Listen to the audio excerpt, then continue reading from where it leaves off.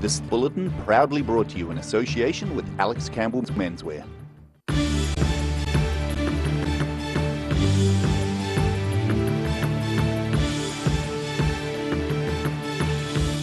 Tonight on The South Today, Otago University proctor Dave Scott has apologised for entering a Dunedin flat but insists he's no criminal. A draft bylaw and policy adopted by the Southland District Council could see the Stewart Island visitor levy triple. And both Queenstown's Mayor and the boss of NZ Ski have hit out at the resource consent process.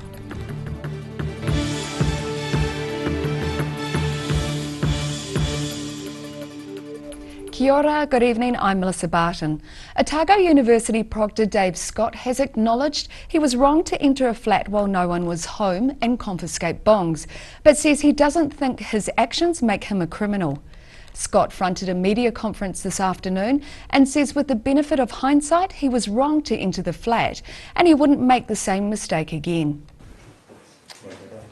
So on the day in question, I was working in the North Dunedin area, visiting student flats. I was delivering face-to-face information to students surrounding initiation events, how to be a good host and how to keep themselves safe.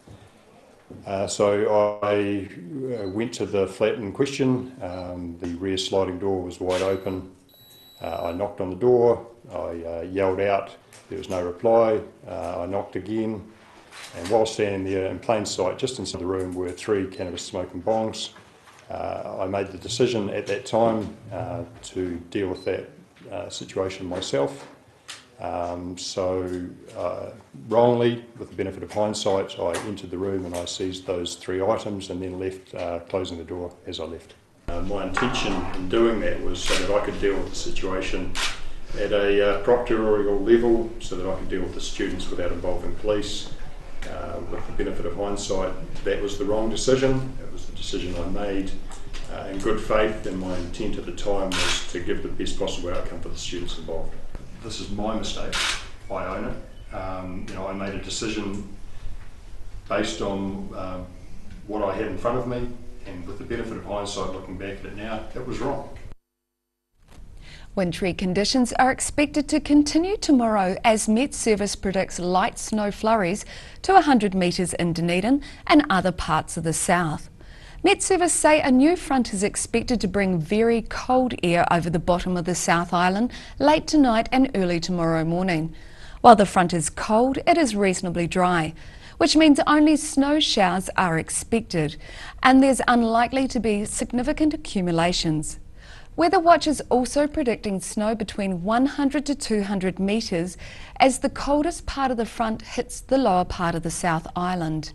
The south looks also to be battered by strong wintry winds as the wintry blast makes its way up the country.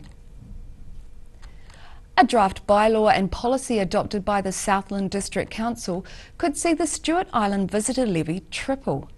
A meeting has been held in Invercargill today to discuss the draft bylaw, which is receiving a mixed reaction from councillors. Taking a trip to Rakiura, Stewart Island could soon prove more expensive for visitors. A draft bylaw to increase the visitor levy from $5 to $15 was approved by councillors at a meeting on Tuesday and will now go out for public consultation. Council staff have assessed the decision being made today as a significant decision. This is largely due to the large number of people who would be affected by an increase in the amount of levy and revenue collected. In the draft bylaw, it is proposed to raise the amount of the levy to $15 and also to make minor changes to the document, such as to remove the council will collect the levy through its website and also updating the location of the collection box for the levy on the island. Stewart Island resident and District Councillor Bruce Ford raised concerns that the community did not know what the extra money would go towards and said the policy had come as a surprise. However, other councillors stressed that the policy was still in its early stages and needed full public consultation before any change was made official. I think it seems to be overlooked that this is about consultation and this is a draft policy going out for consultation, and I am surprised that there's not more understanding on the island of the issues we have over the replacement of the jetties and the costs attached to that. The consultation period will run from the 4th of October to the 9th of November, with a hearing of submissions expected on November 29. Sharon Rees, The South Today. An early Dunedin confectionery factory has been recognised for its historical value. Heritage New Zealand has listed the former Robinson's Confectionery Works building in Great King Street as a Category 2 historic place. Designed in 1910, the triple brick building is home to the University Bookshop. Heritage New Zealand say the building was built for Russian Jewish immigrant Julius Robinson, who arrived in Dunedin during the mid-1880s. After outgrowing the premises, Robinson commissioned a purpose-built confectionery works before the business shifted to Oamaru in the 1940s. Today that company survives as Rainbow Confectionery. The original factory building became the University Bookshop in 1962. Category 2 historic places are deemed to be of historical or cultural significance or value. Both Queenstown's Mayor and the boss of NZ Ski have hit out at the resource consent process, with the Mayor suggesting some of the Queenstown's biggest tourism attractions may not have gone ahead in today's climate. Mayor Jim Bolt and NZ Ski Chief Executive Paul Anderson have spoken at a Property Council Market Outlook panel in the resort, saying bureaucrats seem scared to make decisions. The Queenstown Gondola and Coronet Peak Ski Field, just a couple of the resort's most iconic tourist attractions, but local Mayor Jim Bolt says he wonders whether some of those big draw cards would get the green light today. So in your businesses, if you want to do something, you pop off and do it. You want to buy property, you go away and do it. In this business, man. Speaking at a Property Council Market Outlook panel, Bolt also discussed the time it takes to get projects done in local government through the RMA process. And everybody has their input, and then you have to go through a public consultation process. Then you have to go and talk to government, and then you have to talk the rest of the councillors into things. It takes an inordinate amount of time. The panel also discussed the cost of living in the resort. Collier's international commercial broker Mary Jo Hudson says rising rents are due to a shortage of housing. Queenstown, here in the CBD, it's hot property. We don't see a lot of transactions. When transactions happen in the CBD, they're keenly sought after. We are seeing sub 4% there. NZ Ski Chief Executive Paul Anderson says his solution is helping find accommodation for seasonal workers. I think the rents have, they're still expensive when you come in on the minimum wage or close to it to survive here, but most of our staff are coming in on a seasonal basis so they can get by on that basis. Whatever the future of the resort looks like, Mayor Bolt firmly believes a visitor levy will be needed to pay for it. In Queenstown, The South Today. Still to come on The South Today. Hard work pays off for pupils from a Dunedin high school as they walk away with a National Dance Award, and high school students learning Mandarin are given the opportunity to learn about the culture behind the language.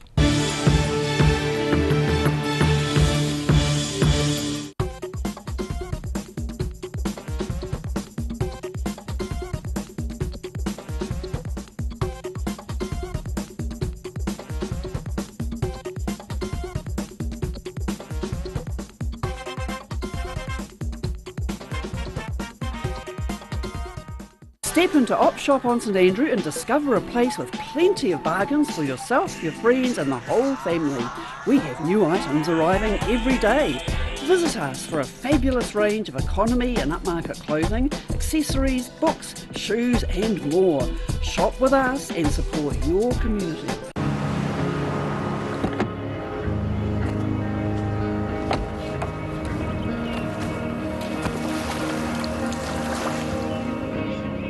Helping New Zealanders to do more. Talk to MTF today.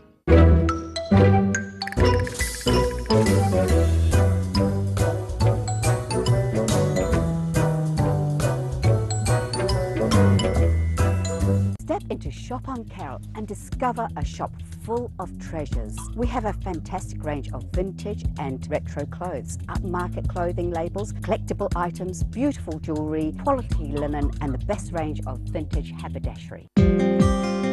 Spring is here and it's time to get in the garden. Ready Lawn will take care of your lawn needs, making lawn care a snap. They will install the perfect lawn while you plant your favourite flowers and vegetables. Call Ready Lawn today so you can enjoy the coming season.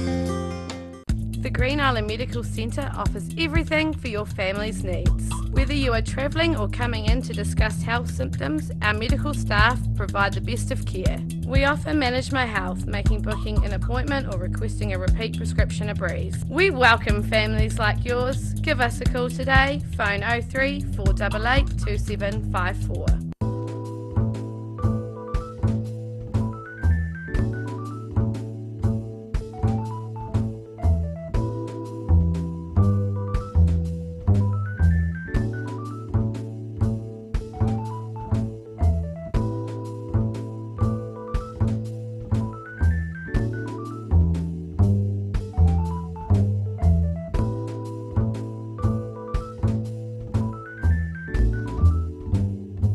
It's the Alex Campbell Menswear massive menswear liquidation. But don't panic, it's not ours. We've bought 2 Auckland stores and we've got up to 70% off. Alex Campbell Menswear, it fits. That's the Alex Campbell Menswear massive menswear liquidation. Electrify NZ Dunedin sell quality European designed e-bikes with reliable componentry so that you too can wear the e-bike grin. Call in for your complimentary test ride today or book online. Find us at 249 Cumberland Street, phone 021 035 9820. When it's time to say goodbye to your pet, Heaven Sent Pet Cremations are here to help you through this difficult experience. Call Heaven Sent Pet Cremations today for their care and guidance. Phone 489 2274.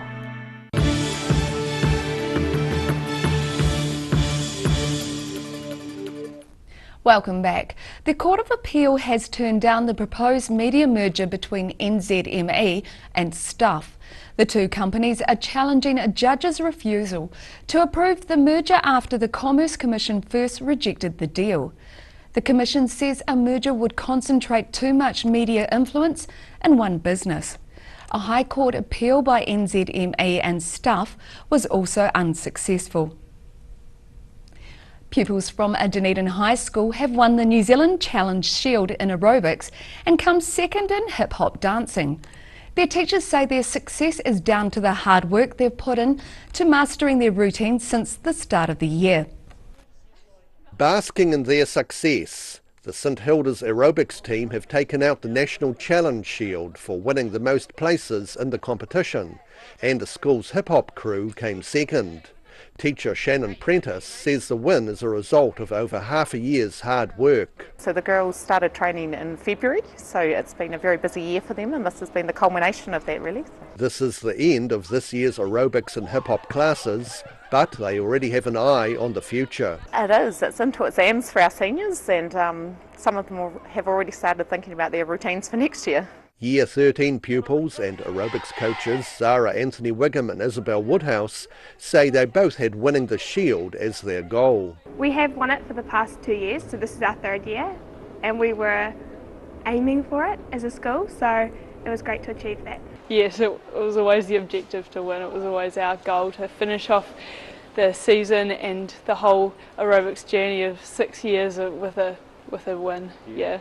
While they won't be high school students anymore next year, the Year 13 coaches say they'll be back to continue coaching aerobics at the school. In Dunedin, for the South Today. This week is New Zealand Chinese Language Week, and school pupils learning Mandarin have been receiving additional lessons in Chinese culture. At Dunedin's Columba College, pupils are getting the chance to learn more about the culture behind the language. Learning some traditional Chinese dance moves at these Columba College students being exposed to the culture behind their Mandarin lessons. Teacher Ivy Ding says learning the Chinese language may help the students in years to come. The tourists come from China, and the free trading, agreement, so that's bring a lot of the business for the future, and also there's more people come to Dunedin doing their education. She says the demand to learn Mandarin is in response to the increase in Chinese visitors here, as well as New Zealand's trade with China. The students from school, they want to learn Mandarin because they think that can bring them more opportunity for their future career. She says while Chinese characters may seem difficult to master, the grammar is easier than English. Actually, Chinese got very simple grammar compared to French and German, even easier than English. So the grammar part is quite simple, like a building blocks. However, the characters is a very challenging part because it looks completely different from the English. And if people are taught Chinese characters early in their childhood, it can greatly help studying the language later on. So when they become older, they find it is quite easy to recognize the words and they don't feel that challenge, and so they think they can handle it. New Zealand is cited as being the first country to hold a nationwide Chinese Language Week in Dunedin, the South today. After the break on the South Today, a one-off free concert aims to make classical music more fun and accessible to children. And we see what's in store with tomorrow's weather, so stay with us.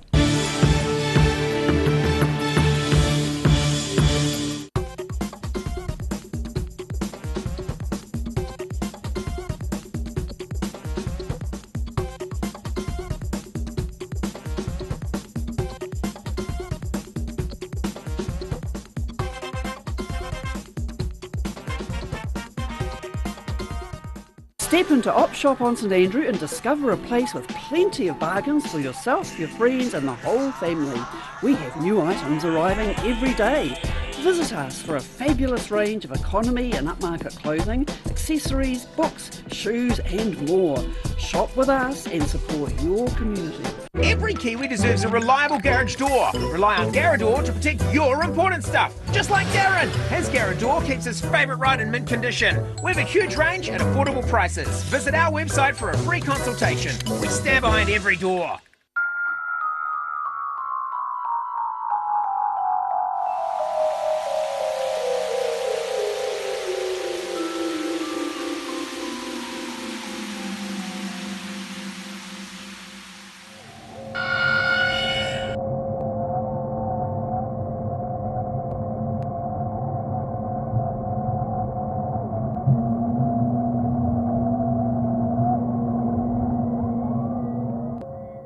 For more than 50 years, Roslyn Mowers and Heating have been selling and servicing quality lawn mowers and outdoor power equipment. Bring your mower, chainsaw, garden equipment in for repair or service and you go in the draw to win a Husqvarna petrol line trimmer. See you in store soon.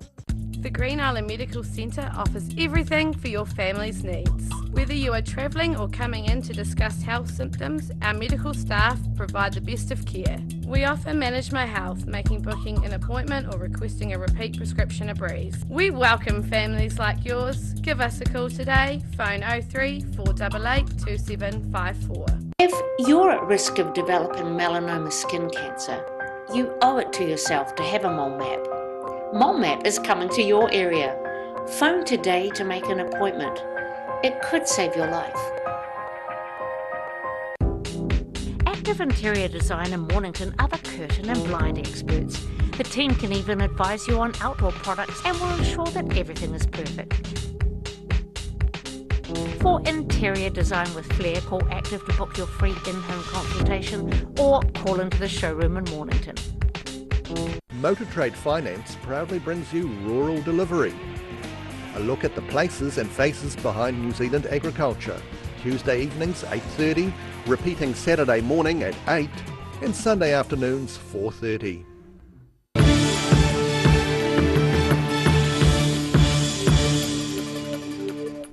Thanks for staying with us. A 46-year-old farmer who shot protected species on the opening day of duck shooting season has been fined $2,500. The Alexandra District Court heard Glenn Colin Webber of Methven had been shooting at a pond on his property on the Ranfurly-Wedderburn Highway in May this year.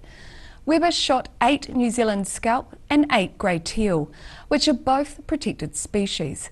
He represented himself and disputed how many of the birds he had shot, but admitted to shooting some. He said the group was largely ignorant of native species and had been shooting in half light. Judge Michael Crosby said shooters had absolute responsibility to identify what they were targeting. Children's entertainer Rainbow Roslyn is set to perform with the Dunedin Youth Orchestra early next month. The one-off free concert aims to make classical music more fun and accessible to children. Stepping together.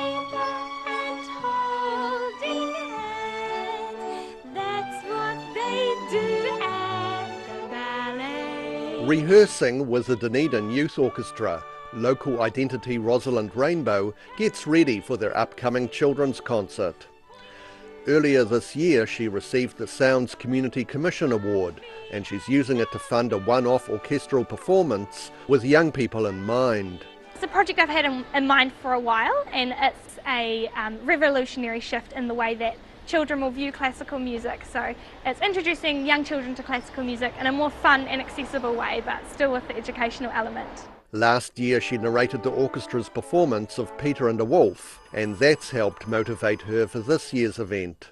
We definitely had a lot of encouragement from the public with that event, and it filled up the hall, and that showed us that the public are really keen for some more orchestra pieces for children. Conducted by Anthony Ritchie, the Youth Orchestra appreciates the music chosen for the performance. I think that they're really enjoying playing something that's very different and new.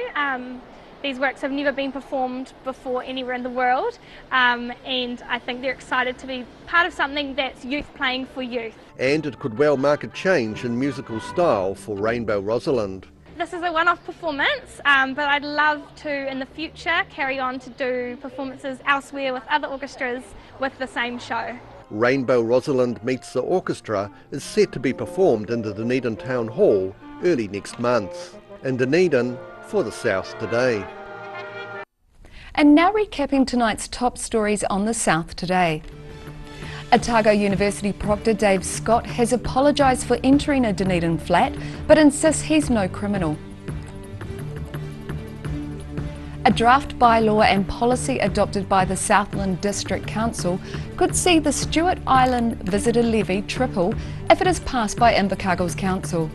And both Queenstown's Mayor and the boss of NZ Ski have hit out at the resource consent process, saying it slows down projects. And now look at what's happening in tomorrow's ODT. Welcome, Paul Gorman. What have you got for us? I spot a photo. A photo, yeah. So there were about 800 rainbow trout released into the Southern Reservoir today. This is for our kids fishing day on Saturday. Between 1.5 and 5 kgs. This is a Stephen Jackery photo, and the size of that. I know, it looks like it's smiling for the camera. It's incredible, isn't it? So there's going to be some good fishing there at the weekend. And I'm still waiting for the snow, but apparently tonight to 100 metres we're supposed to get some. So we'll see. We'll see if winter's still got some going it. You mentioned about the proctor there. So yes, he apologised and said he wouldn't do it again. And the university has backed him, said that he's done a lot of good work around the university. And one of the students in the flat has also defended the proctor, so we've got more on that, quite a lot on that on the front page. Interesting about the visitor levy to Stewart Island. I think they're hoping to raise $750,000 for the island with that.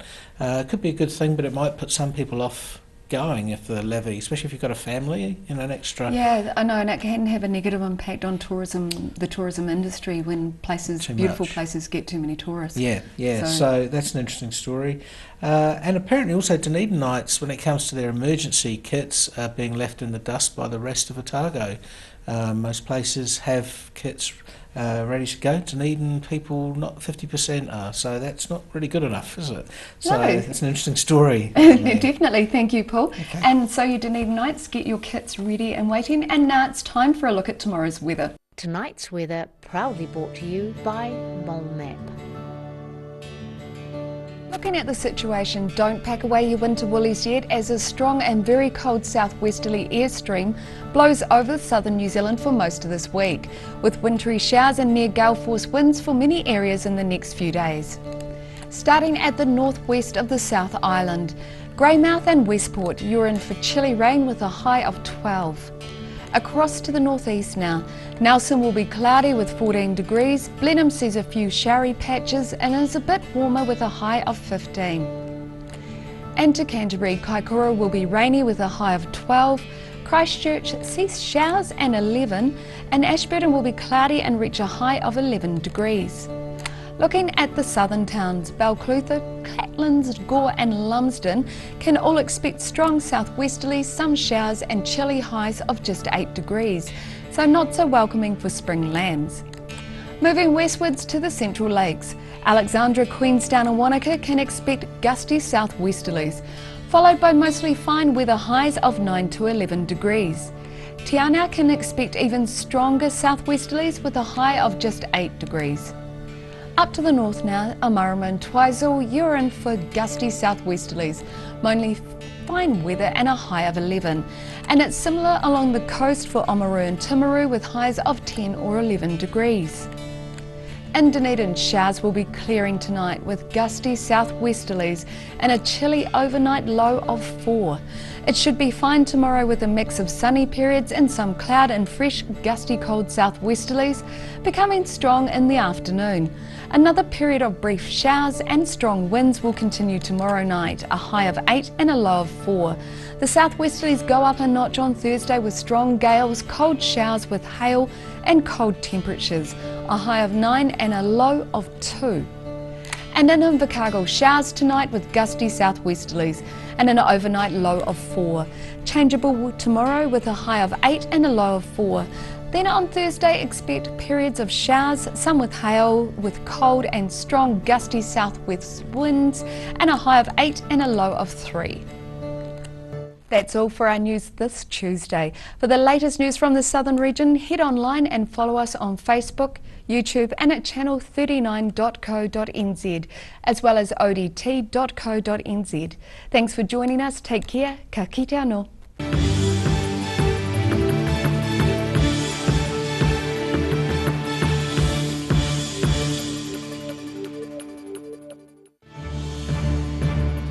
This bulletin proudly brought to you in association with Alex Campbell's Menswear.